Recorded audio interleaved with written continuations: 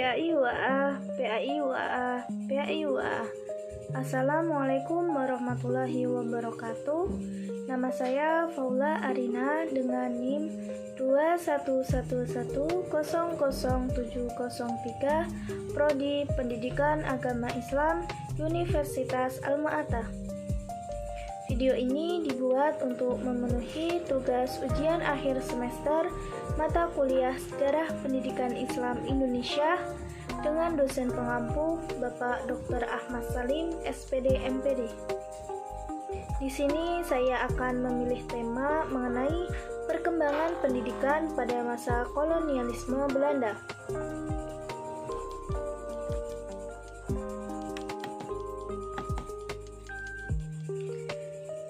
Pendidikan Islam pada masa kolonialisme Belanda.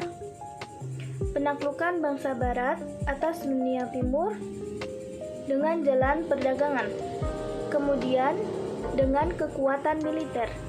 Kedatangan bangsa Barat memang telah membawa kemajuan teknologi, tetapi tujuannya adalah untuk meningkatkan hasil penjajahannya, bukan untuk kemakmuran bangsa yang dijajah.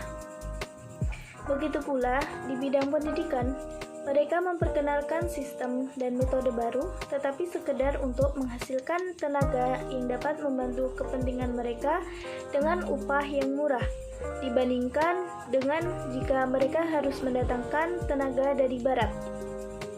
Apa yang mereka sebut pembaharuan pendidikan adalah westernisasi dari kristenisasi, yakni untuk kepentingan barat dan Nasrani.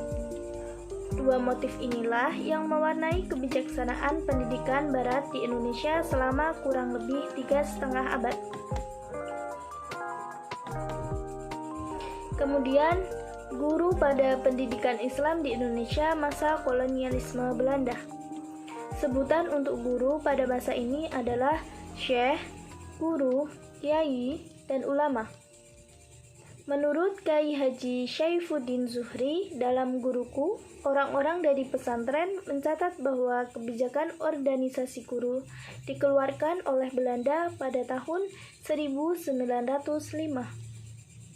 Menurut regulasi yang menyasar tanah Jawa dan Madura, seorang guru agama harus memiliki keterangan mengajar atau izin tertulis sebelum dia mengajar.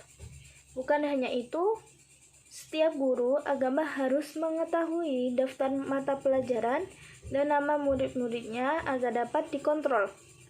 Kebijakan ini tentu saja menghambat praktek pembelajaran setiap harinya, karena guru harus membuat perizinan yang prosesnya tidak mudah. Kemudian, murid pada pendidikan Islam di Indonesia pada masa kolonialisme Belanda. Pada masa kolonial Belanda, pendidikan Islam disebut juga dengan Bumi Putra, karena yang memasuki pendidikan Islam seluruhnya orang pribumi Indonesia. Jadi, sebutan para pelajar atau murid pada zaman kolonial Belanda menyebutkan Bumi Putra. Murid pada sistem pendidikan keraton dilaksanakan dengan cara guru mendatangi murid-muridnya, yang menjadi murid-muridnya adalah anak-anak para bangsawan dan kalangan keraton. Sebaliknya, sistem pertapa, para murid mendatangi guru ke tempat pertapanya. Adapun murid-muridnya tidak lagi terbatas pada golongan bangsawan dan kalangan keraton, tetapi juga termasuk rakyat jelata.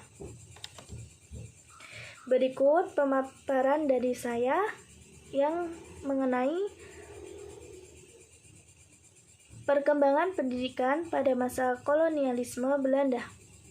Kurang lebihnya mohon maaf.